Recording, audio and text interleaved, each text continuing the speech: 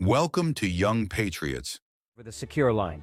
Mr. President, we have a situation at the airport. The French ambassador is trying to leave with 17 suitcases. Our border agents are suspicious. Traoré sat up in his bed, instantly alert. Something about this felt wrong. Why would Ambassador Jacques Dubois be leaving at this hour with so much luggage? Detain them, he ordered. I'm coming. The drive to Ouagadougou International Airport took 15 minutes through empty streets. Traoré's mind raced with possibilities. In his 8 months as president, he'd learned to trust his instincts about French operations in Burkina Faso. They rarely had his country's best interests at heart. The VIP terminal was tense when he arrived. Ambassador Dubois sat in the waiting area, sweating despite the air conditioning. 17 black suitcases were lined up nearby, each bearing diplomatic seals. The French diplomatic plane sat on the tarmac, engines running. Mr. President, Dubois stood nervously. This is highly irregular. These are diplomatic pouches protected under the Vienna Convention. Traoré studied the man he'd known for months. Dubois had always been arrogant, condescending. Tonight he looked terrified. The Vienna Convention also states that diplomatic cargo cannot contain weapons, drugs, or illegal materials. What's in the suitcases, Ambassador? Official documents, nothing more. Traoré nodded to his security chief. Open them. You cannot, Dubois protested. This violates international law. So does stealing from sovereign nations, Traoré replied calmly. The first suitcase clicked open. Everyone in the room gasped. It was filled with cash, neatly stacked euro banknotes, each bundle wrapped with French central bank seals. Colonel Kabori, the security chief, lifted one stack, 100 euro notes, 10,000 euros per stack. This suitcase contains exactly 1 million euros. But that wasn't all. Hidden in a side compartment were gold bars, each stamped with Burkina Faso's official mining seal. This is our gold, Traoré said, his voice hardening. Gold from our mines stolen from our people. Dubois had gone pale. I don't know anything about this. Embassy staff, acting independently. Open the second one, Traoré ordered. This suitcase contained documents. Hundreds of pages of state secrets, mining maps, geological surveys, uranium deposits, oil field locations. Information that was classified at the highest levels. Only 5 people in my government know about these oil discoveries, Traoré said, examining the papers. Someone has been selling our secrets. The third suitcase revealed photographs.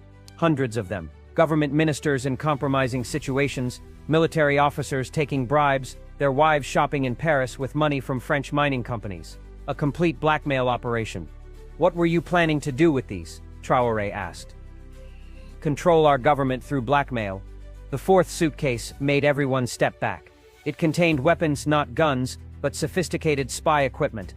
Listening devices, hidden cameras, drones the size of insects, signal jammers. These have NSA logos, Colonel Kabori observed.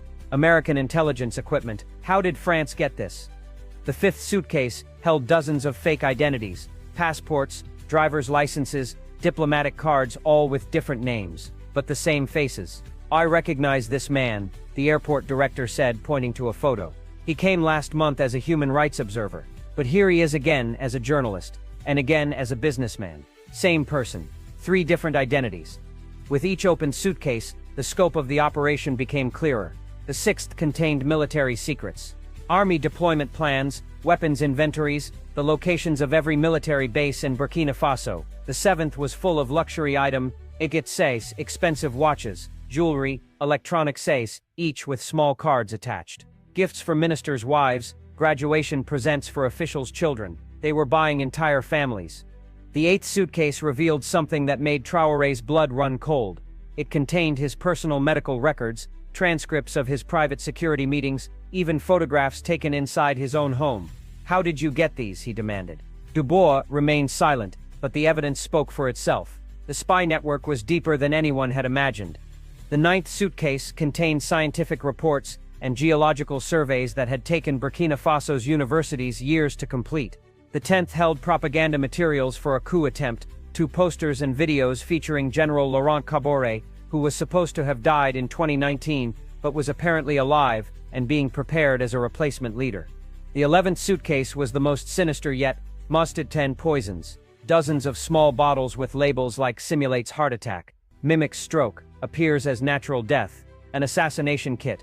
The 12th held digital storage devices containing backup copies of Burkina Faso's entire government computer system, banking networks, telecommunications, power grids. With these, someone could paralyze the entire country.